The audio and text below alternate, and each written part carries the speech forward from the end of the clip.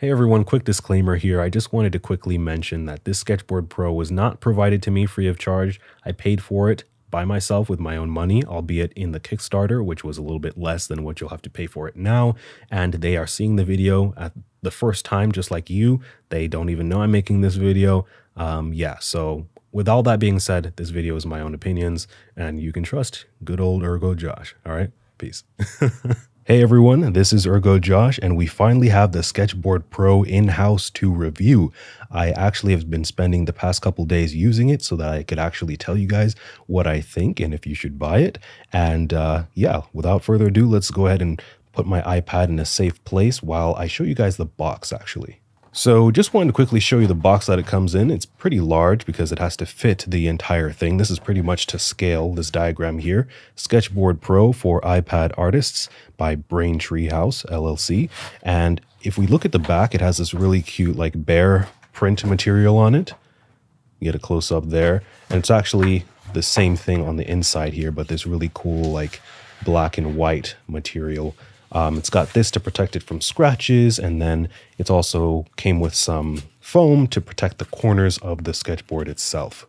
It also comes with this really simple manual just showing you how to use it when you want to have it in different orientations, and also a really helpful diagram that you might not think is important, but it actually helps you understand how to properly hold it if you want to hold it with your iPad inside. Because if you carry it like this here, which a lot of people will be tempted to do, it will fall out. I have tested that. It actually falls out pretty easily, even though you think it would not. So make sure that you keep that in mind. And now we have the Sketchboard Pro in the flesh, or should I say plastic, because this is, as you can see, an all matte plastic material here with a nice rubbery grommet, very soft touch material to hold your iPad in. Now, how I want to start this review is just going over the physical details and show you how to put the iPad inside, and then I'll actually go ahead and talk about the experience using it while I show you some footage of me using it to draw various things. I say various things, but we all know what I'm going to draw. I don't draw anything else but one thing. So now that I've got my iPad here, as you can see, if I can get this to work here, what you want to do is just line up your camera with the hole over here. So if I flip this over, see my camera's on this side and I'm going to put it here. I like to just line that up there and then press down. Now it's actually a pretty tight fit. You're actually going to have to press down pretty hard to get that to go in, right? So it feels like it's snug in there, which is true. But like I said earlier, don't try to hold this upright. Right? You're going to see when I flip it over, especially why. If you try to do this, it's going to fall out pretty easily. Now, it's not going to immediately just jump out, but it will fall out eventually. You won't make it to another room. I would not try that and hope that it's going to stay in there. Make sure you hold it like this so that you have your arm protecting it from ever coming out. Now, some other key details that I want to point out on the front are that it has a hole here, which is going to be used to put your Apple Pencil in when you're done using it, which is extremely efficient. This is the best thing I've ever had, to be honest. Like using these things from Wacom for, your brush is kind of okay. I never really use them. Even the thing where you slot it in at the top of your Cintiq, I never use that either. I just throw it somewhere. But this has always been the best thing. I love being able to just put my pencil or whatever utensil I'm using just down like that. It's right there, super easy to find. What it also allows you to do is if I take my little grip here off, there's a space for you to actually charge the pencil, which is really, really great.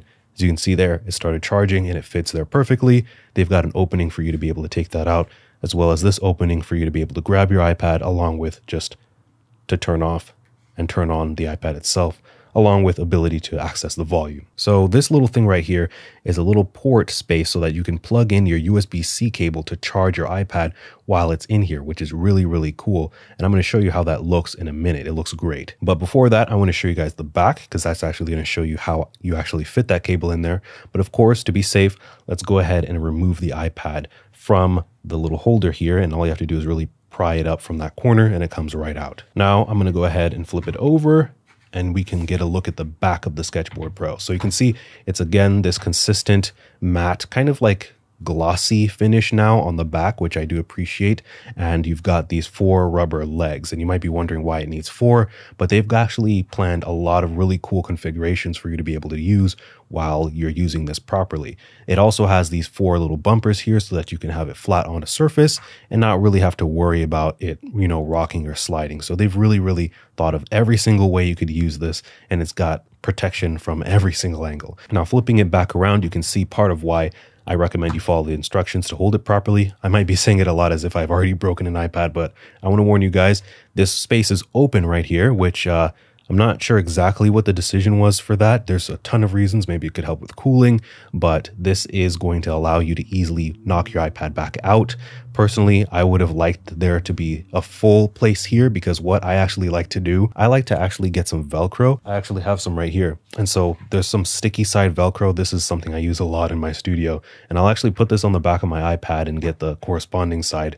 And I would have loved to have been able to put it, you know, on the back here, and then have it stick so that I don't have to worry about it as much. I could still do the same thing here, but it's a little bit more effort. But I'm sure they have a pretty good reason why they had this big cutout here on the back. So before I get into looking at the legs and the different orientations, let's look at how we can get a USB Type-C cable in here. And if I don't drop it, you can see it's got this nice little cable management raceway thing here. And I can just push this in. It's probably kind of hard to see, but I can just push it in, and then as far as I need to, just push the cable in. This is actually a little bit more of an intense 2-meter cable. So I don't know if it'll actually fit in there without damaging the cable. I think this might be meant for the regular cable thinness, or the, what do you call it? The gauge of this cable seems to be a little bit too thick, even though it is from Apple. So that is something to consider. Depending on the cable you use, it's not going to fit in here, but that doesn't really matter. Just be aware I wouldn't try to force it.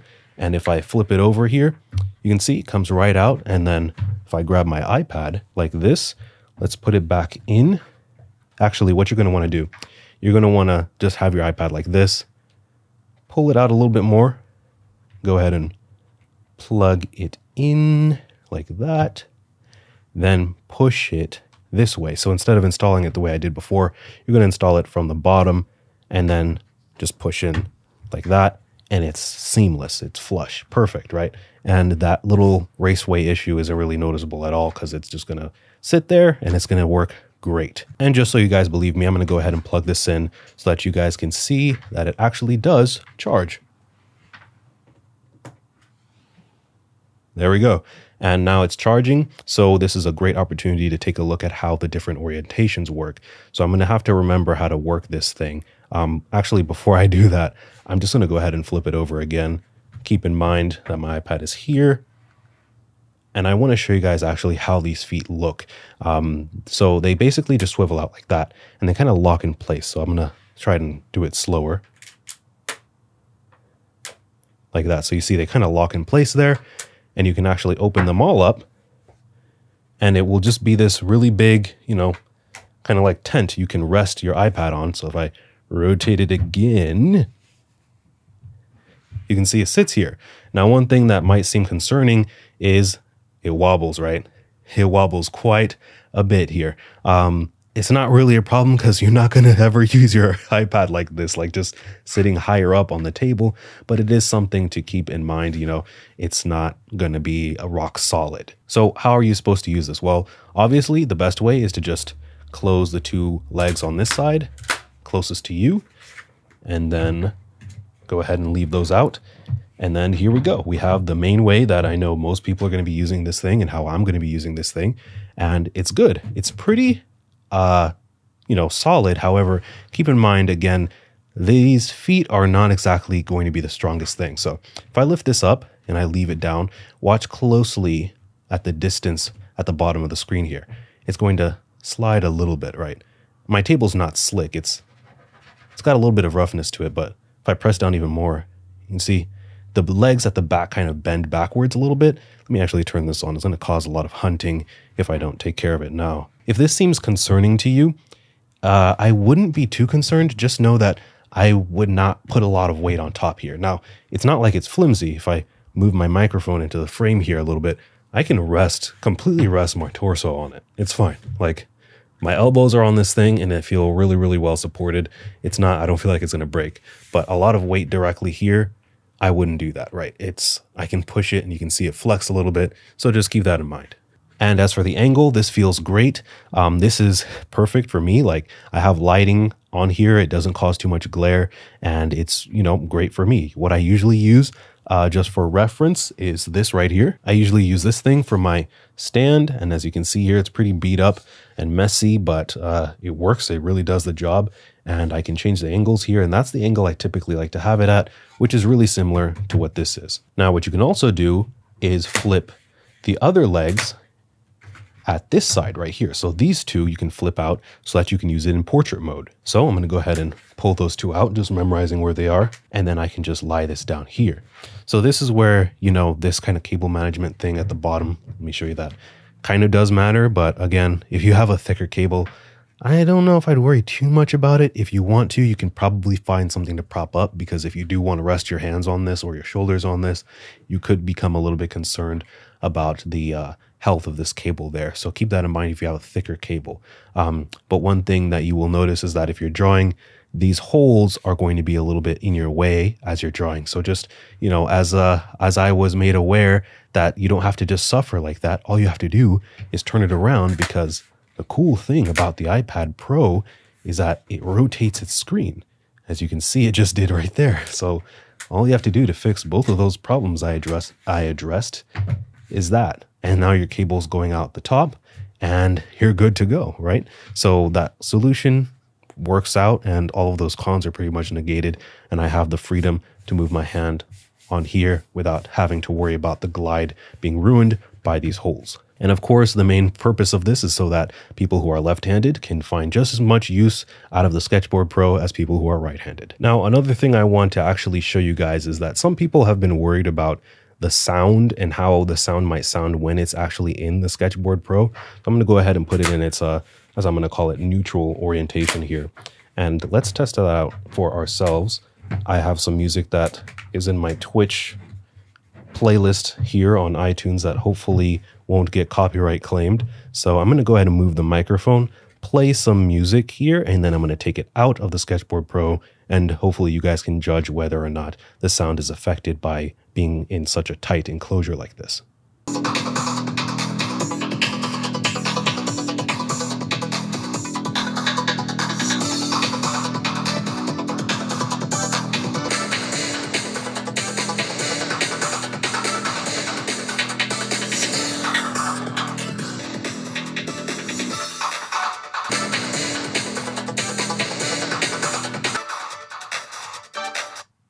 All right, hopefully that wasn't too loud and it was actually helpful. I tried to do different things and put my hands in different places. It seems like covering this area at all is going to really distort the sound. So that's just something to know.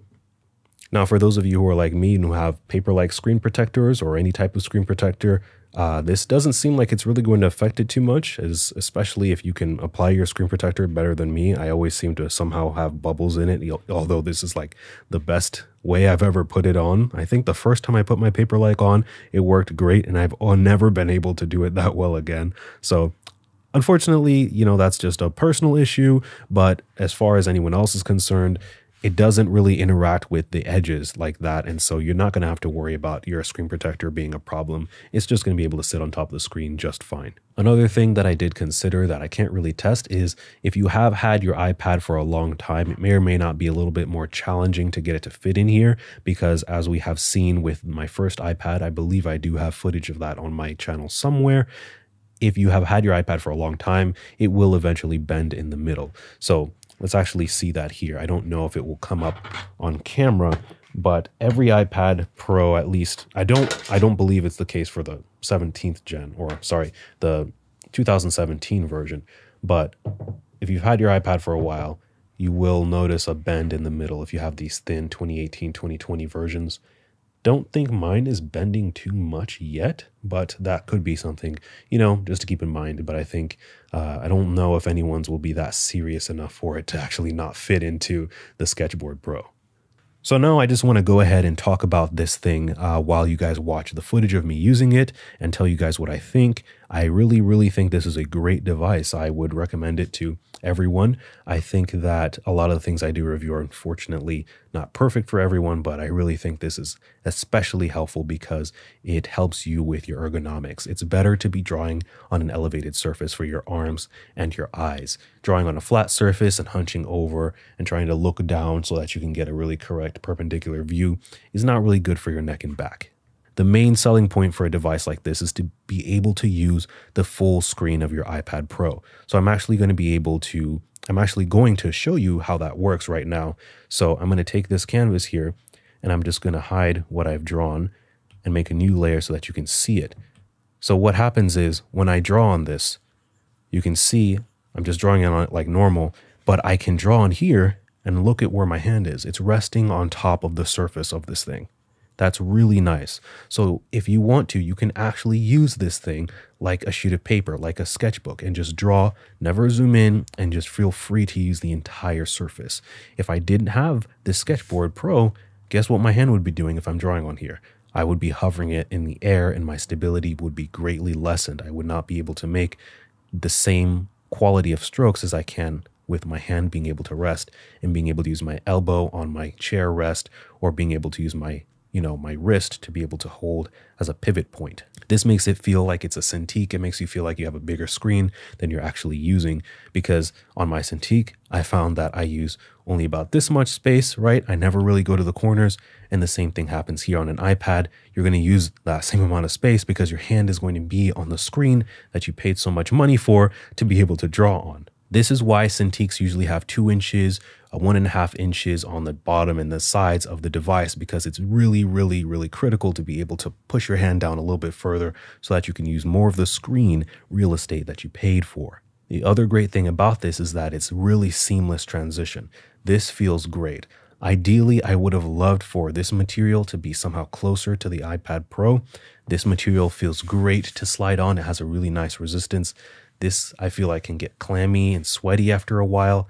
I just wish that this material was more consistent, ideally this one, but I guess there's probably a really good reason why there's a little bit more thickness here, right? They've asked a lot of designers for several months to help them review this tablet, and is probably why they were able to come up with something that, overachieved their initial Kickstarter goal of $90,000 USD, which is what this Sketchboard Pro was founded on. It was a Kickstarter project that turned out to be really successful. However, unfortunately, COVID greatly delayed the sketchboards actually reaching the people who supported it for several months. About 8 months, if I recall correctly. It was supposed to ship in March of 2020, and now it's almost March of 2021 before, a lot of people are getting it. The other really cool thing about this that I hope I actually show you guys is going to be you can actually take this thing, and if you have the legs out like this, you can put it on top of your Cintiq if you have a Cintiq sitting on a Wacom Ergo stand, or maybe the Ergo arm. I can actually test that right now in a second, but it can sit there, and then you can change the orientation or the angle of your Sketchboard Pro entirely and just use your expensive Cintiq as a stand for your iPad, which I actually could see myself using, because sometimes I want to work in the same place but not have to rearrange everything to work on my Sketchboard Pro. So right now I'm actually going to test this and put it on my Ergo arm and see if it doesn't fall.